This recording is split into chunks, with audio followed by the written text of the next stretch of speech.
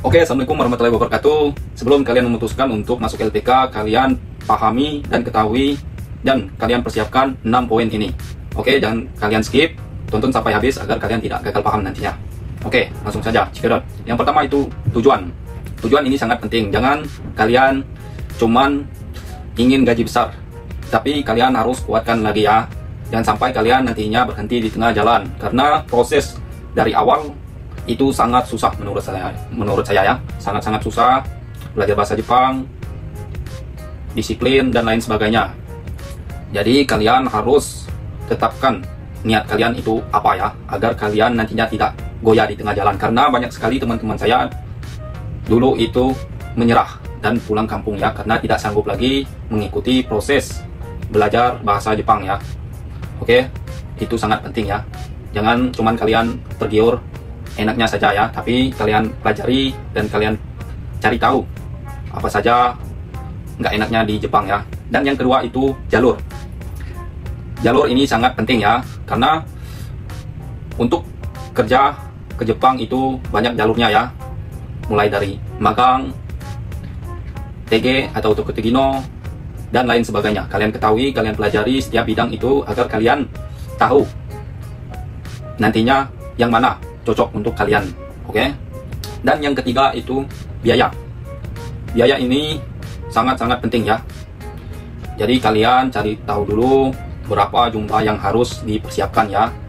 Sebetulnya biaya ke Jepang ini relatif ya, dan tidak fix ya. Jadi setiap pribadi itu berbeda-beda ya, tergantung cepat lambatnya orang tersebut pemberangkatan kerja ke Jepangnya ya. Kalau lama itu biaya bisa membengkak, tetapi kalau prosesnya cepat itu biayanya tidak terlalu tinggi ya. Jadi jangan sampai kalian nantinya sudah berapa lama di LPK, misal 5 bulan itu sudah kehabisan modal biaya ya, dan kalian memutuskan untuk berhenti atau keluar dari LPK, kan sayang biaya sebelumnya kan. Jadi lebih baik kalian persiapkan matang-matang untuk biayanya ya, karena dulu kejadiannya ya, banyak sekali teman saya itu berhenti di tengah jalan karena terkendala biaya. Pengen lanjut, biaya tidak ada lagi, dan orang tua tidak sanggup lagi, terpaksa teman saya itu memutuskan untuk berhenti ya. Oke. Dan yang keempat itu ialah mental dan fisik. Mental terutama ya. Kalian persiapkan mental, karena bekerja di Jepang itu sangat berbeda lingkungannya dengan di Indonesia ya. Kerja di sini sangat disiplin, kerja cepat, dan lingkungan kerjaannya sangat berbeda dengan lingkungan tempat kita di Indonesia ya. Jadi kalian cari tahu dulu bagaimana budaya kerja di Jepang agar kalian nantinya tidak terkejut pas kerja atau sampainya di Jepang. Oke. Dan fisik ya. Fisik ini sangat penting, terutama yang kerjanya seperti pertanian, hobi, intinya di luar ruangan ya, outdoor.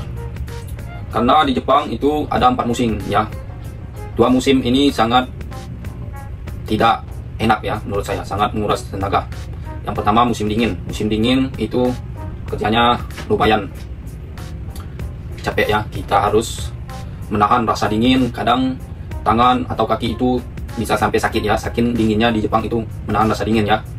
Apalagi kerja di luar ya, kita hujan-hujanan harus kita siapkan itu ya. Dan musim panas di Jepang, musim panasnya luar biasa guys. Di Tokyo itu bisa sampai 40 derajat guys. Kalau di tempat saya sampainya 35 derajat, tapi sangat panas guys. Jangankan orang kita, orang Jepang pun banyak yang sampai meninggal karena ekstrimnya cuaca panas di sini guys. Apalagi orang kita, banyak sekali yang newcomer itu baru kerja, kejadian pingsan, masuk rumah sakit itu banyak sekali guys. Jadi persiapkan fisik kalian sebelum berangkat kerja ke Jepang ya. Banyak-banyak olahraga dan lain sebagainya, atur pola makan, oke? Agar nantinya sampai di Jepang kalian nggak sakit-sakitan guys. Dan yang kelima itu ialah dokumen guys.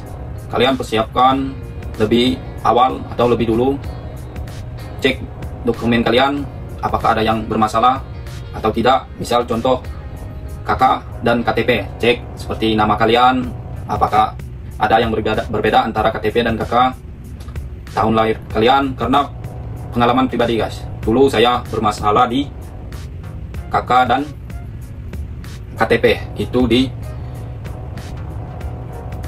tanggal lahir guys. Jadi terpaksa saya mengurus lagi dan memakan waktu guys. Jadi persiapkan semuanya, kalian urus, yang mana yang bermasalah kalian selesaikan dulu, itu lebih baik. Dan yang terakhir itu ialah kesehatan guys. Kesehatan ini paling penting. Kalian cek dulu keadaan kalian, apakah punya riwayat penyakit atau tidak.